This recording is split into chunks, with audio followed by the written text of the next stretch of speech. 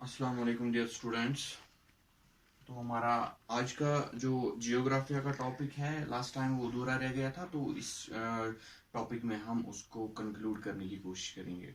Topic आपको वैसे पता ही है कि रिसोर्स डेवलपमेंट हम पढ़ रहे हैं। कि रिसोर्स के बारे में आपको मैंने लास्ट टाइम भी बोला था कि रिसोर्स किन किन को कहते हैं और रिसोर्स डेवलपमेंट किससे हम कहते हैं। तो उसी में से एक टॉपिक हमने चूज किया था कि लैंड डिग्रेडेशन के बारे में। तो लैंड डिग्रेडेशन के बारे में मैंने लास्ट टाइम भी आपको बोला कि land degradation means where the quantity as well as quality of the land gets affected, जहां पे quality as well as quantity of land जो होती है वो वॉश आउट हो जाती है, खत्म हो जाती है, and that land becomes barren and becomes unsuitable for the cultivation purpose. तो उस चीज को हम बोलते हैं लैंड डिग्रेडेशन। तो असल में जो हमारा टॉपिक है आज, हमने देखना है कि ऐसे कौन से वजूहात है, ऐसे कौन से फैक्टर्स रेस्पॉन्सिबल है इस चीज के लिए कि ये लैंड डिग्रेडेट हो जाती है, ये लैंड खिसक जाती है, या ये लैंड इसमें जो फर्टिलिटी है वो वॉश हो जाती है। ऐसे कौन से फैक्टर्स रेस्पॉन्सिबल है। मैंने आपको लास्ट टाइम भी बोला था कि मेनली 3 फैक्टर्स इस चीज के लिए रेस्पॉन्सिबल है। First one is the human factor, कि हम लोगों की वजह से, चाहे डायरेक्टली और इनडायरेक्टली, हम लोगों की वजह से लैंड डिग्रेडेट हो जाता है, वो भी एक फैक्टर है। सेकंड फैक्टर हमने देखा था कि एनिमल्स, कहीं ना कहीं पे एनिमल्स का रोल भी है जो लैंड को डिग्रेडेट करते हैं, या लैंड की वो फर्टिलिटी को वॉश आउट कर लेते हैं। मींस कि 2 factor. And number third factor is the natural factor. और नेचुरल फैक्टर के बारे में मैंने लास्ट टाइम भी आपको बोला था कि नेचुरल फैक्टर एक ऐसा फैक्टर है जिसके ऊपर हमारा कंट्रोल नहीं है, that's beyond our control and that's beyond our limits. तो हम उस चीज के ऊपर कंट्रोल नहीं कर सकते हैं, मगर 2 फैक्टर्स ऐसे हैं जहां पे हम इसको कंट्रोल कर सकते हैं। एक तो ह्यूमन एक्टिविटी की वजह से जो हम हरकत करते हैं, अगर उसके ऊपर हम रोक लगा देंगे तो डेफिनेटली लैंड को डिग्रेडेट होने से हम बचा सकते हैं। एंड नंबर सेकंड एनिमल्स के बारे में, कि एनिमल्स भी कहीं ना कहीं पे इस चीज के लिए रिस्पॉन्सिबल। अगर उस चीज को भी चेक आउट राइट टाइम पे किया जाए तो डेफिनेटली कि हम इस चीज को बचा सकते हैं। मगर यहाँ पे अकाउंटेबिलिटी, रिस्पॉन्सिबिलिटी हमारी बन जाती है। तो अगर हम काजेस की बात करें कि ऐसे कौन से वजूहत है, number first cause is the cause of deforestation.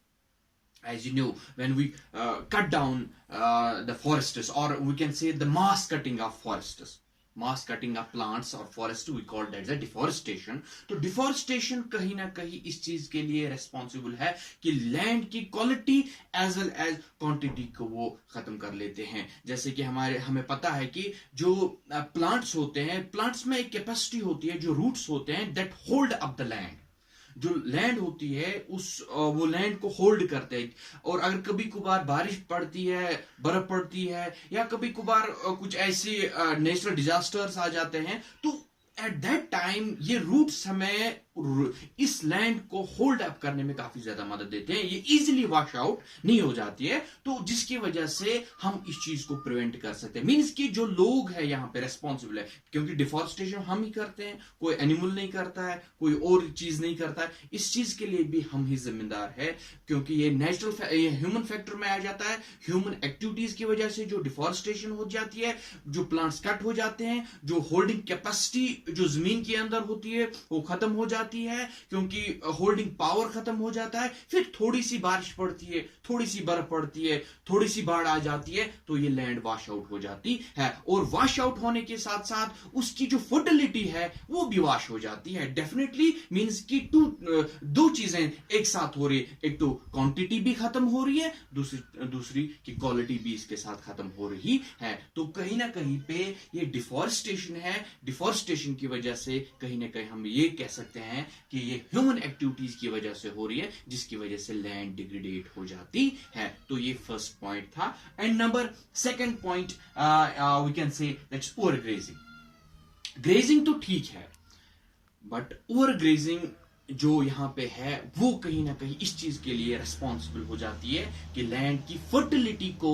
वो खत्म कर लेते हैं। देखो, अगर घास होती है तो ठीक है, एनिमल्स आ जाते हैं, वो ग्रेज करते हैं, मगर अगर डेली हम उसी पास्चर लैंड में, उसी चरागाह में हर रोज उन कैटल्स को डालेंगे, एनिमल्स को डालेंगे फॉर ग्रेजिंग पर्पस, तो जो उसके अंदर जो फर्टिलिटी होती है वो वॉश हो जाती है, मींस कि वो बैरन बन जाती है, फिर उस पर घास भी नहीं उगती है। हमने बहुत दफा देखा है, बहुत सारे टाइम्स में हमने देखा है कि जो लैंड होती है वहां पे फिर घास नहीं उगती है। तो ऐसा क्या रीजन है? अगर हम उसकी पास्ट हिस्ट्री देखें, वहां पे अच्छी खासी घास हुआ करती है, मगर प्रेजेंट टाइम में हम देखते हैं वहां पे बिल्कुल वो बंजर बन चुकी है, उसमें घास भी नहीं है। क्यों? रीजन यही है कि उसके ऊपर ओवर ग्रेजिंग होती है। ग्रेजिंग ठीक है, मैंने कहा ग्रेजिंग ठीक है, मगर ओवर ग्रेजिंग का जहां पर तक कंसेप्ट है, जहां तक ताल्लुक है, उस चीज की वजह से जो लैंड है वो डिग्रेडेट हो जाती है, लैंड के अंदर वो फर्टिलिटी खत्म हो जाती है। मींस कि 2 पॉइंट्स, एक तो deforestation and number second is the over grazing. तो ये तीन दूसरी, और number third that's floods. Floods भी कहीं ना कहीं इस चीज के लिए रेस्पॉन्सिबल है कि फ्लड्स जब बाढ़ आ जाती है, तो आपको पता है जब बाढ़ आ जाती है वो अपने साथ बहुत सारी चीजें ले आती है। जो भी सिल्ट होता है, क्ले होता है, सैंड होता है, स्टोन्स होते हैं, वो अपने साथ वो बहा के ले आती है, और फिर हमारे जो एग्रीकल्चर पर्पज के लिए जो लैंड होती है वो उसमें जाता है, और फिर वो लैंड बैरन बन जाती है। जिस जमीन के अंदर क्ले जमा हो जाता है, जिस जमीन के अंदर सैंड, सिल्ट या स्टोन्स जमा हो जाते हैं, तो वो नेचुरली वो लैंड जो है वो कल्टीवेशन के लिए फ्रूटफुल नहीं होते, उसके ऊपर कल्टीवेशन नहीं होती है। समझो कि बाढ़ भी, मगर इट्स अ नेचुरल फैक्टर, ये नेचुरल फैक्टर है।